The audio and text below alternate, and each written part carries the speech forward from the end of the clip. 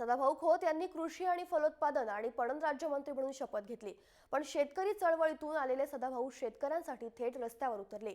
आपल्या मंत्रिपदाचा बडेजाव न बाळगता सदाभाऊ थेट भाजीपाला घेऊन रस्त्यावर उतरले होते।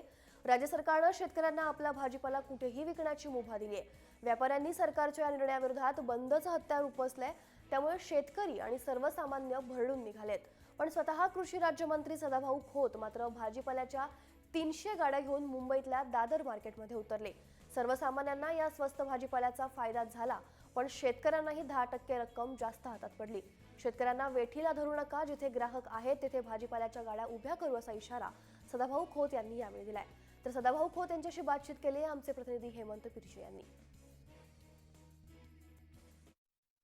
कृषी आणि पणन मंत्री सदाभाऊ खोत यांनी दिलेला शब्द आता पाळलेला आहे आणि ते स्वतः आता रस्त्यावर उतरलेले आहेत आणि तो रस्त्यावर शेतकऱ्याचा माल आता रस्त्यावर स्वतः येऊन उतरवून विकण्याचा प्रयत्न करत आहेत। सदाभाऊ, हे यश आहे की अपयश आहे माहीत नाही, पण पहिल्यांदा मंत्री अशा पद्धतीने शेतकऱ्याचा माल रस्त्यावर येऊन विकतोय। किती सरकार अशा पद्धतीने कटिबद्ध राहणार आहे? निश्चितपणानं सरकार शेतकऱ्यांच्या पाठीशी राहील। मुख्यमंत्री देवेंद्र फडणवीस यांनी एक ऐतिहासिक निर्णय चंद्रकांत दादा पाटील यांनी मिळून घेतलेला आहे की गेली अनेक वर्ष आमची मागणी होती की शेतकऱ्यांचा फळे आणि भाजीपाला मुक्त करा, परंतु आघाडी सरकारनं मात्र तो निर्णय घेतला नाही।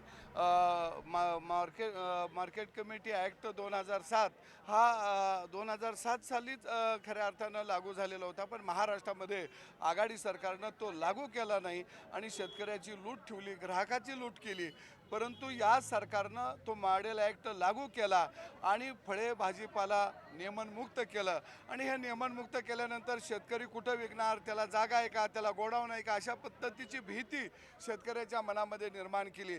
परंतु आज आम्ही शेतकऱ्यांना आव्हान केल्याबरोबर माझा शेतकरी, गावगाड्यातला शेतकरी, भोळाबाबडा शेतकरी शेतातनं शेतमाल घेऊन रस्त्यावरती विकायला उभा राहिला। मी मुंबईतल्या ग्राहकांना दिलासा देतो की तुम्हाला भाजीपाला अजिबात कमी पडणार नाही, परंतु मुंबई शहरामधल्या ज्या सामाजिक संस्था असतील, सहकारी संस्था असतील, महिला मंडळ असतील, यांनी पुढे यावं शेतमाल विक्रीसाठी। माझा शेतकरी त्यांच्या दारात आणून गाड्या उभा करेल आणि त्यांना शेतमाल पुरा करेल। आम्ही कोणत्याही प्रकारे ग्राहकाला शेतमाल कमी पडू देणार नाही, हे आज सिद्ध झालेलं आहे। आणि मी व्यापाऱ्यांना विनंती करतो की ग्राहकाला आणि शेतकऱ्याला वेठीला धरू नका।